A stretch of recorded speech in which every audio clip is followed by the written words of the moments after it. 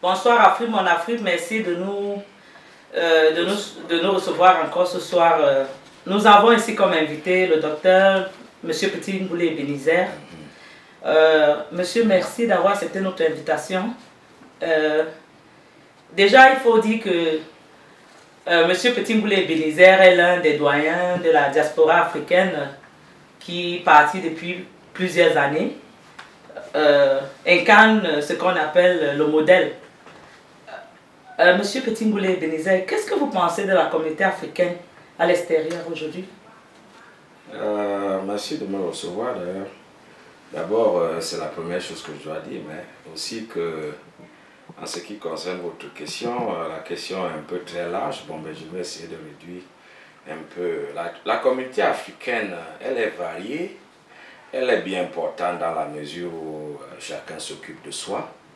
Mais à regarder toutes les autres communautés qui sont présentes aux États-Unis, puisque nous parlons des États-Unis en ce moment, la communauté africaine n'est pas tout à fait ce qu'elle devrait être pour son continent d'origine, quoi. C'est ce que je dirais.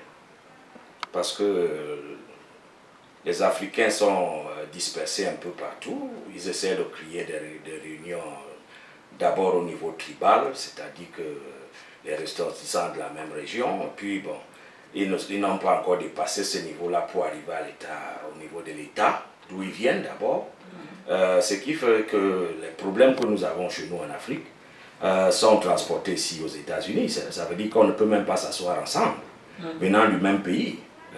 C'est ce que je trouve très très décourageant jusqu'aujourd'hui. Et nous sommes au XXIe siècle.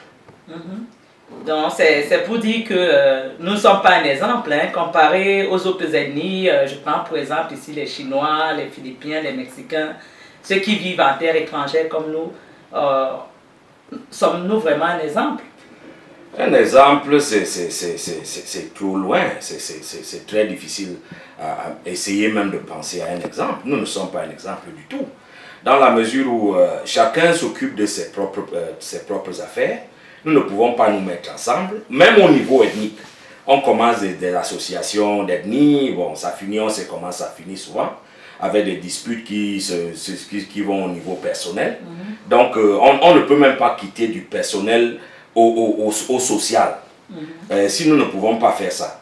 Et je vais vous dire une chose, la communauté africaine, autant importante qu'elle est aux États-Unis, parce que si je parle seulement l'exemple du Cameroun, nous sommes à peu près 1 million de Camerounais aux États-Unis.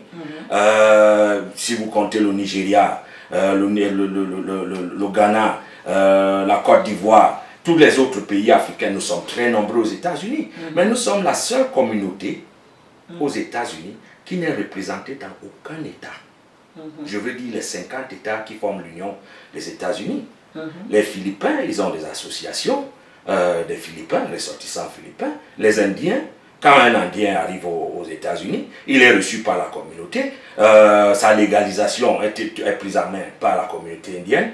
La même chose pour les Vietnamiens, ne parlons pas des Coréens. Les Asiatiques, eux, c'est des hommes d'affaires. Mais quand ils arrivent, ils ont une structure sur place. Ils commencent dans leur petit restaurant. Et puis, quelques années après, eux-mêmes, ils sont en mesure d'ouvrir des restaurants. Et ils sont soutenus par les siens. Et tout le monde, dans leur communauté, où est-ce qu'ils vont faire les achats? C'est dans leur boutique. Donc, ils sont très indépendants. Aujourd'hui, ils sont en train de mettre des gens dans les congrès des États où ils vivent. Nous venons de voir en Caroline du Sud, la première indienne a postulé pour le poste de gouverneur qui vient d'être élu. Mais nous sommes très loin. On ne peut même pas parler au niveau des États. Au niveau des États, j'ai des difficultés à croire qu'il y a un Africain qui est membre du Congrès dans un État. On ne peut pas parler de la mairie. Écoute, nous sommes ici depuis. Les Nigériens ont commencé à venir ici dans les années 50, de même que les Ghanéens. Les Camerounais anglophones, ils sont ici depuis les années 60. Mais nous ne sommes nulle part. Tout Camerounais, tout Gabonais, tout Africain qui arrive se débrouille seul. Seul. Il n'y a pas de structure, il n'y a rien pour les recevoir, il n'y a rien pour les conseiller. Et c'est dommage, c'est dommage. Et c'est autant pour dire que quand on regarde quand même le nombre des Africains aujourd'hui, hein, comme vous aviez dit, Mais est-ce que vous pensez que les pays en Afrique bénéficient vraiment du fait qu'ils ont cette immense population africaine qui vit à l'extérieur?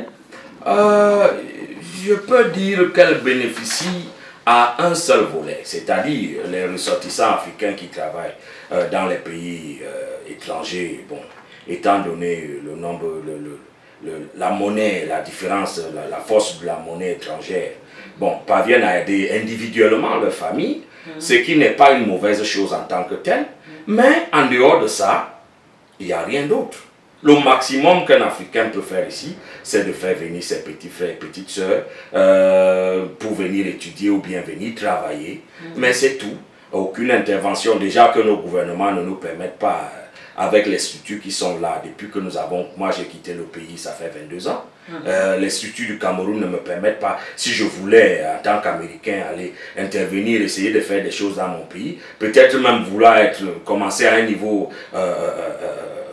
très bas dans la communauté, c'est-à-dire représentant au niveau de la commune ou bien vouloir briguer un poste de député, voir comment est-ce que nous pouvons faire des changements au niveau de mon pays d'origine qui est le Cameroun. Ce n'est pas possible parce que du moment que tu es citoyen américain, tu ne peux plus être, tu n'es plus accepté dans ton pays d'origine, ce qui est une très mauvaise chose. Oui, et c'est même ça qui amène la question justement de la double nationalité, qui est un problème dans bon nombre de pays africains. Quand on voit quand même les pays développés, je prends l'exemple quand même des pays comme la France et les autres pays, ils ont quand même ce qu'on appelle la double nationalité. Mais quand on regarde les pays, nombreux les pays africains n'octroient pas la double nationalité à leurs citoyens. Et ça, c'est certainement pas un avantage pour le développement des pays chez nous. Qu'est-ce que vous... Tout à fait, tout à fait. Je vais vous dire pourquoi ils ont institué cette chose là, pendant l'indépendance. C'est-à-dire qu'à cette époque, il n'y avait pas beaucoup d'Africains qui étaient assez éduqués pour briguer les postes qu'il fallait briguer pour pouvoir commencer à agir comme indépendants. Pour limiter la compétition au niveau des postes. Donc, ils ne voulaient pas que les quelques étudiants qu'ils envoyaient à l'extérieur restent là-bas. Donc, ils ont institué cette histoire de manière à ce que tout le monde avait tendance à rentrer au pays et venir s'intégrer dans le gouvernement. Mais les choses ont changé. C'est-à-dire qu'aujourd'hui, il y a autant d'intellectuels dans nos pays africains qui sont formés par nos pays africains. Presque tous les pays africains ont des universités. Mais le problème aujourd'hui, c'est quoi? Ils maintiennent cette politique parce que ils savent, ceux qui sont au pouvoir, ils savent très bien que lorsqu'il faut commencer à compétir avec tout le monde, c'est-à-dire la diaspora, les membres africains de la diaspora, qui peuvent venir au pays, briguer des postes parce qu'ils veulent changer des choses, ça, c'est une manière de mettre la barrière. C'est une manière de dire, bon, dès que tu as pris la citoyenneté d'un autre pays, tu ne peux plus revenir dans ton pays d'origine. Mais dans quelle histoire? Commençons par la tradition africaine. Quand un enfant est né d'une mère, que ta mère soit folle, c'est ta mère. D'où est-ce que tu vas dire à un enfant, des fois on ne connaît pas qui est le père, mais la mère on sait. Nos pays d'origine, c'est notre mère. On ne peut pas, ce n'est même pas un sujet de discussion. C'est-à-dire que nos gouvernements devraient nous permettre d'aller acquérir l'expérience que nous avons acquis ici à l'extérieur et de pouvoir arriver chez nous et changer les choses pour développer les pays africains aujourd'hui. On n'a pas besoin d'inventer plein de choses.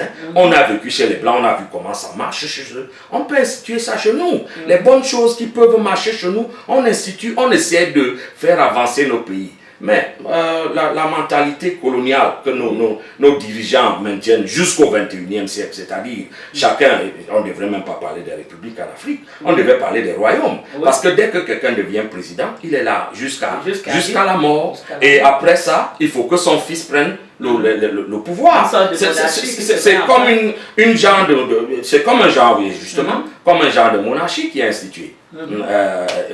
Mais avec ça, comment est-ce qu'ils vont accepter que des personnes qui voient peut-être un peu plus loin que eux, là, qui leur ouvrent la porte, c'est-à-dire double nationalité? Et non, ils ne vont pas y aller. Ils vont pas y aller. Déjà que les petits qui sont au pays, qui sont formés là, leurs parents, c'est des gars qui changent leur âge chaque année. Ils ne veulent pas laisser leur poste. Les enfants vont à l'école, mais vous faites des enfants pourquoi? Si vous ne pouvez pas leur donner des positions, il faut bien que ces jeunes-là, qui soient responsables. Quand nous on grandissait, on entendait la jeunesse le faire de l'enseignement. Et ça se dit toujours. Hein, mais où ça? Les mêmes gens dans les mêmes postes, gouvernement après gouvernement, 20 ans, 30 ans, 40 ans, vous retrouvez les mêmes noms, ils changent seulement de poste, c'est tout. Même quand on regarde les présidents des compagnies, on dit président administratif d'une compagnie telle, nommé qui, on va prendre un caïman quelque part, on le met là. Et les enfants sont là, ils sont diplômés. Pourquoi on les a envoyés à l'école? C'est ça. Pour être spectateurs? Écoutez. Hein? Et même là, ça amène même l'autre aspect qui est un autre handicap. Quand on voit quand même les pays africains, beaucoup n'autorisent même pas les citoyens qui vivent à l'extérieur de voter. C'est comme si une fois parti, on n'a plus rien à faire avec ce qui se passe chez soi. On est coupé de tous les droits. Mais quand on regarde quand même les Américains, quand ils sont à l'extérieur, ils votent. Hein. Les Français, ils votent.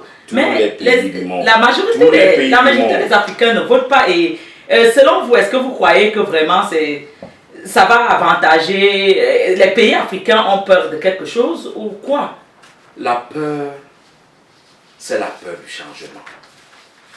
Les politiciens avancent ces mots gratuitement. L'indépendance, libération, démocratie. Écoutez, c'est des mots.